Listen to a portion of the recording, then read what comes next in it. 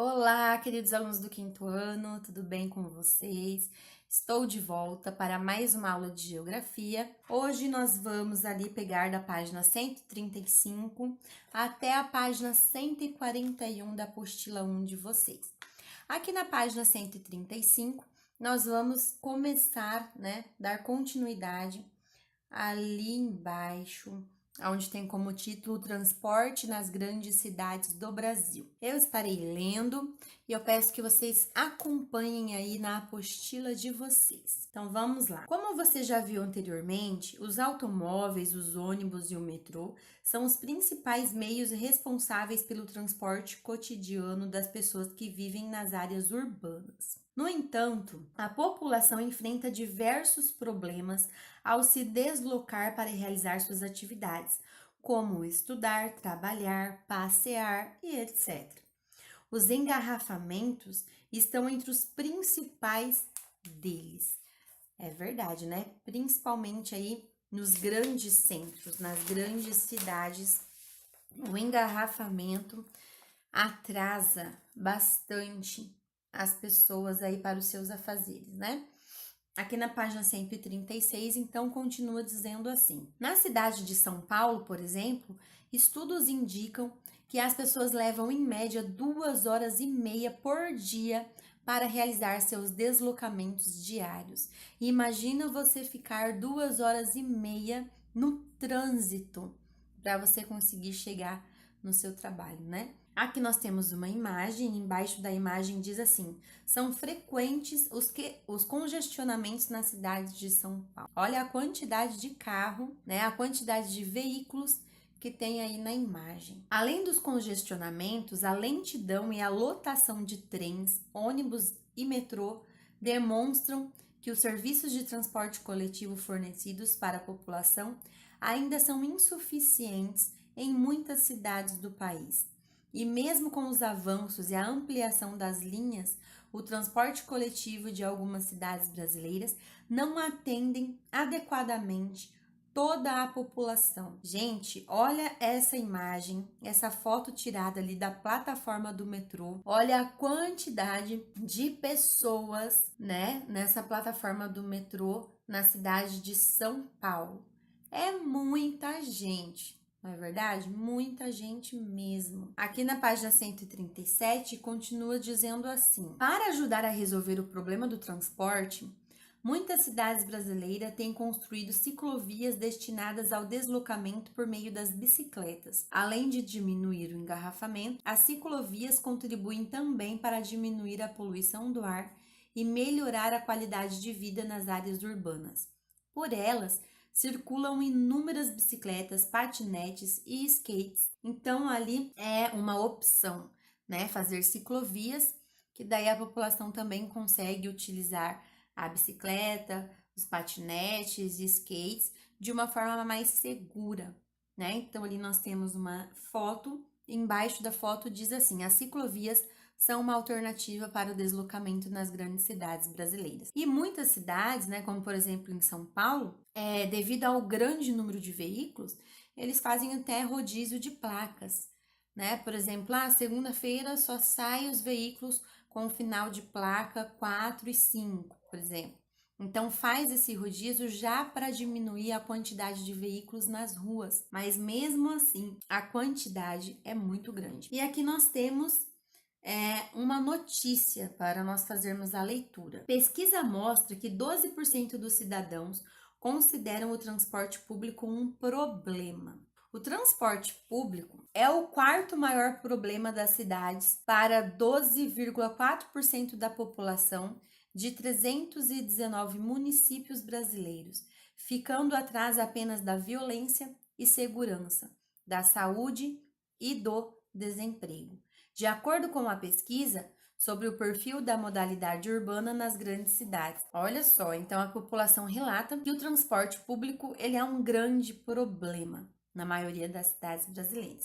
E aqui diz assim: reúna-se com um colega, né? Você pode ir perguntar para o pai, para a mãe, o irmão mais velho, e reflita sobre os meios de transporte público oferecido no município em que você vive. Indique uma medida que poderia ser tomada para melhorar esse tipo de serviço. E aí, você utiliza os meios públicos aqui na cidade de Sinop? Aí você vai escrever o que você acha dos meios públicos da sua cidade. Eu, por exemplo, eu moro no setor rural, então aqui não passa ônibus aqui na rua de casa, né? Então, existe a necessidade de nós termos o nosso meio de locomoção, a moto, um carro, porque realmente não daria para estarmos saindo, né, indo até o centro, se não tivéssemos o meio próprio. Então, você vai analisar a sua situação, refletir sobre este tema e podem escrever a sua resposta aí mesmo na página 137. Página 138. Você sabia? O que diz aqui? A bicicleta também é considerada um meio de transporte individual. Ela foi inventada por volta de 1800 e de lá para cá tem se tornado cada vez mais leve e veloz.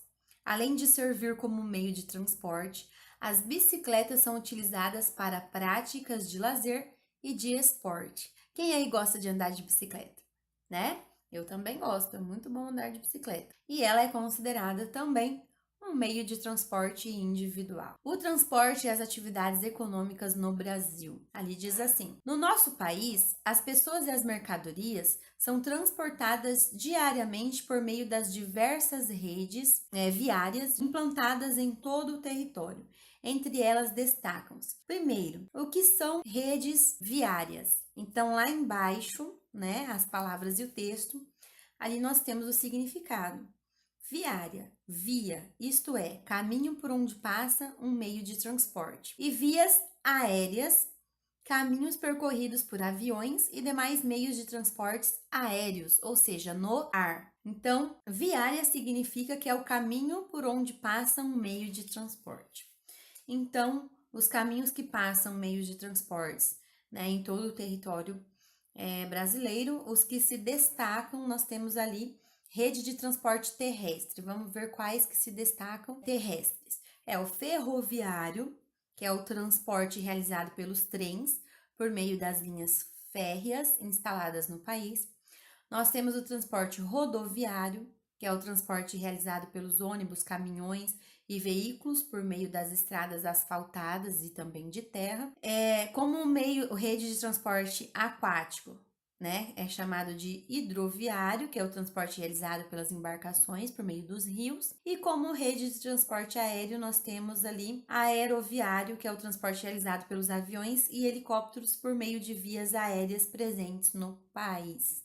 Nós já vimos, né? As vias aéreas são os caminhos percorridos por aviões e demais meios de transportes aéreos. Na página 139, continua dizendo assim: o transporte rodoviário é o mais utilizado no território brasileiro. Nós já havíamos comentado sobre isso na aula passada, né? Cerca de 62% do transporte de passageiros e mercadorias é realizado por meio de automóveis. Porém, a maior parte das rodovias brasileiras não é asfaltada. Esse fator prejudica o transporte, pois ele se torna mais lento, perigoso e custoso. Então é muito caro, né? E se tem uma grande quantidade de estradas que não estão asfaltadas, provoca aí também uma maior quantidade de acidentes. A viagem demora mais tempo, o automóvel quebra com mais facilidade, por isso ele se torna perigoso e caro. Aqui nós temos uma imagem de um ônibus e do lado diz: a presença de rodovias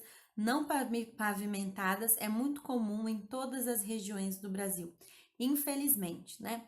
Porque se aqui no Brasil esse é o meio de transporte mais utilizado, então deveria ali ter um maior investimento, né, do governo. E continua o texto falando assim: o transporte realizado por meio das ferrovias é o segundo mais utilizado no Brasil. Ao longo dos últimos anos, o uso dos trens para carregar mercadorias aumentou e atualmente as ferrovias são responsáveis por transportar grande parte dos produtos do país. Os rios brasileiros também são utilizados para o transporte de mercadorias e em algumas regiões as embarcações são o principal meio de transporte de passageiros.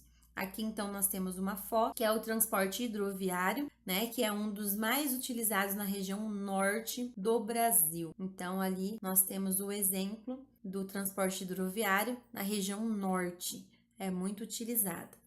Ao chegar nos portos, as mercadorias são transferidas dos caminhões, trens ou embarcações para os grandes navios cargueiros. De lá, eles atravessam mares e oceanos até chegar em outros países.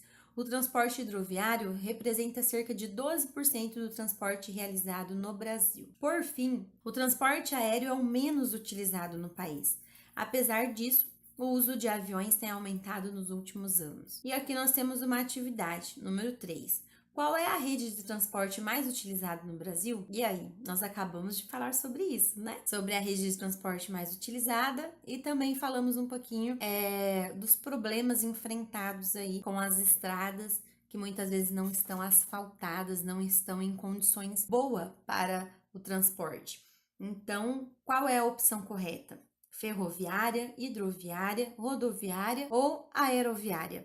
Quem ficou com dúvida, dê mais uma lidinha aí no texto da página 139.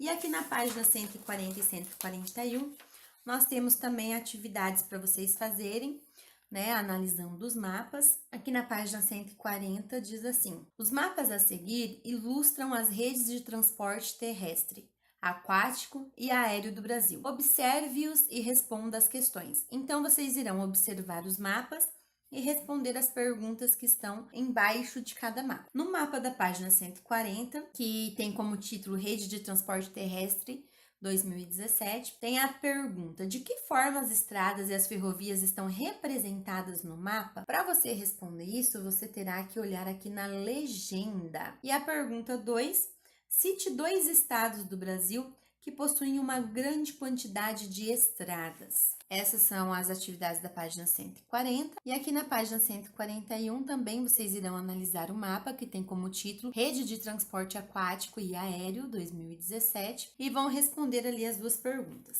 A primeira diz assim: associe as colunas e indique como são representadas as redes de transporte aquático e aéreo no mapa. Então, ali, como que é representada a rede hidroviária, as hidrovias? São símbolos de navios, linhas azuis ou símbolos de aviões?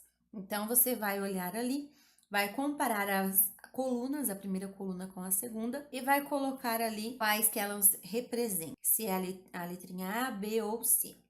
E a segunda pergunta: qual região do Brasil apresenta a maior quantidade de aeroportos? Aí você vai olhar no mapa, analisar o mapa para estar respondendo a pergunta, tá bom? Então, caprichem aí, prestem bastante atenção nos mapas, na legenda, tá? Olhem as legendas dos mapas para vocês conseguirem entendê-los, certinho? Um beijo e até a nossa próxima aula. Tchau, tchau!